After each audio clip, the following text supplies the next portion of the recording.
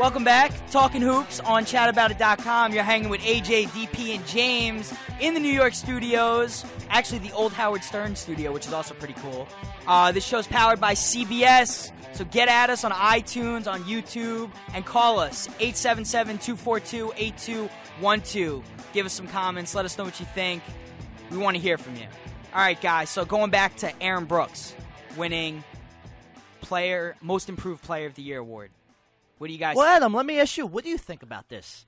Well, to be honest, I was kind of thrown in. It hit me by surprise when he took it. And I guess it's because I don't follow the Rockets as much as other teams, mainly because Trace McGrady's injured, Yao Ming's injured, and then Trace McGrady got traded. So it's just not much going on in that team for me to really be interested in watching. Who did you think should have? Who was your first choice then? You know, it goes between a couple of different players, but since they gave Tyreke Evans the Rookie of the Year award, and he didn't make the playoffs, I think Gallinari on the Knicks. I think Danilo Gallinari was left out of that conversation, and he was a pretty most improved player considering last season he only played 14 games. This season he played he played every game actually, except I think one game he didn't play. He played 81 games. 81 games. That's huge. And his numbers were there. It was like a real rookie season for him to show what he can do. And it showed that he was a very special player. He was a good draft choice for them. And it's the sky's the limit for this guy.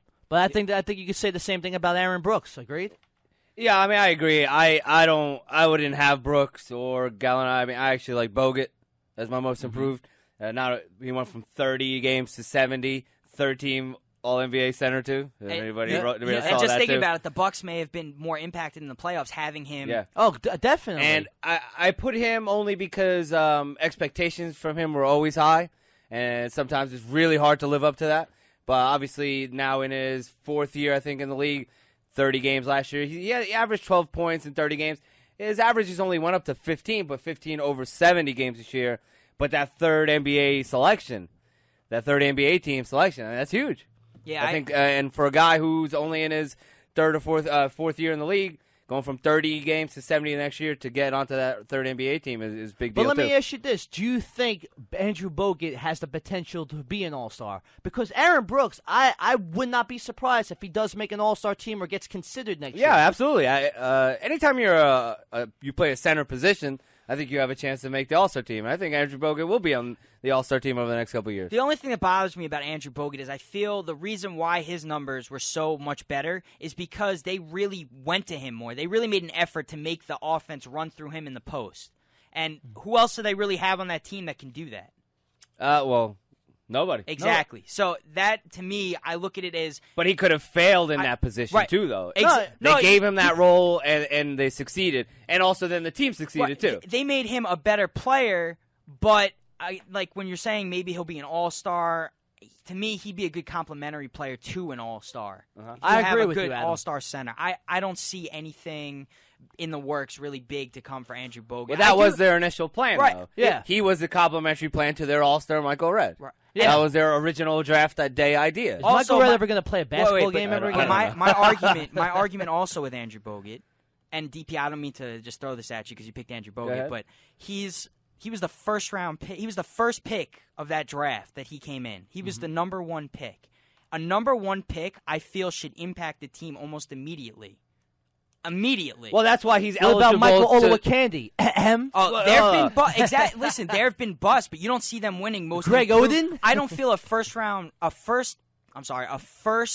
pick in a draft. The first number one pick in the draft should have to be a most improved player. I feel he should already be a most improved player, and it could be worse. On he being could an not all-star. improve, and he could stay Michael Olowokandi. Well, there have been busts, but Bogut's kind of in the middle of that. Well, I don't like maybe that could have been. Well, just to back up your point here, Aaron Brooks was the 26th pick in the first round. Right.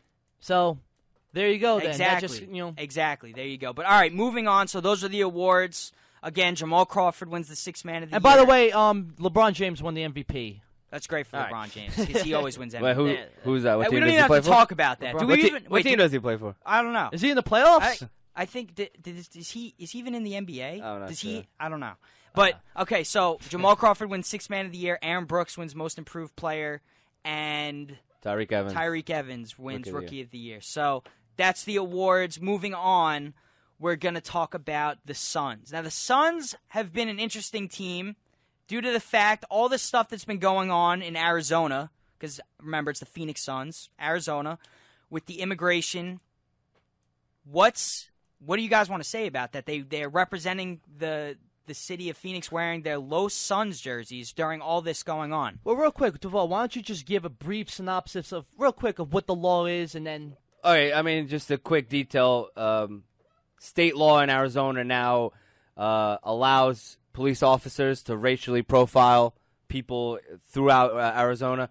Anyone possibly fitting the description of being residing in this country or in that state illegally can be pulled over, questioned, asked for documentation, whereas previous laws have not allowed profiling of that kind. So now a simple driving infraction can now turn into an immigration problem, which is the first of its kind in this country. And obviously, Phoenix, Arizona as a whole, being a giant Hispanic community bordering Mexico, and this is hitting people very hard, and this is getting a lot of backlash. So what's going to happen if Eva Longoria wants to go to a Suns game? Is she going to be in trouble, or George Lopez? I mean, is Eva Longoria? Well, has she been at the Suns games? Well, I haven't I'm even just been saying. looking out for her. Now They don't show much, especially now Parker's coming off the bench for San Antonio. They don't really show. Well, I'll tell coaches. you right now, I think Greg Popovich is being has been very stubborn with having him come off the bench, but that's a whole different topic. I think the problem here right now is that the Suns are up 3-0, but right now that's not getting the headlines. This is getting the headlines. So unfortunately, Phoenix is trying. The Suns are trying to make a point right now. Their operating manager, Robert Savar, he's actually the one who made that decision that night to wear those jerseys, and he may be actually taking some of the limelight away from what his team's doing in the actual series. 3-0 against the Spurs, but yet people are talking about the statement that he sent by having his team wear those jerseys that night. And just to elaborate, on Cinco de Mayo, the Phoenix Suns wore their Los Suns jersey. And just to me, you know what I feel like, a lot of times with the NBA, with these teams and everything like that, it's always, so much business involved, this and that. By wearing those Los Suns jerseys and what they did to the community for the city of Phoenix, it really makes it more of a personal level to where, like, this Phoenix Suns team has a personal level, like watching a high school basketball team, because everybody is involved. They're doing it for the fans. It's not just business-oriented. And that's really what I like about what the Phoenix Suns did over here. And it's just really good for the city. And you know what's really good for the team, because I guess they're up 3-0 right now. And actually, now the Suns' actions are opening eyes to the MLB too, because I believe close to half of the Major League Baseball teams have their spring training in Arizona. So come next March, there might call some issues coming in because half of baseball is now Hispanic. Exactly. So, not just affecting basketball, affecting all sports. And so I think that the Suns have really come out and stepped out on their own and really taken a bold stand. I mean, this could have been very negative publicly, but I think that I've seen they've gotten a lot of high praise for stepping out like this. And actually, the Spurs wanted to do the same thing that night, but unfortunately, when they tried to fill out the paperwork, it was too late to do so.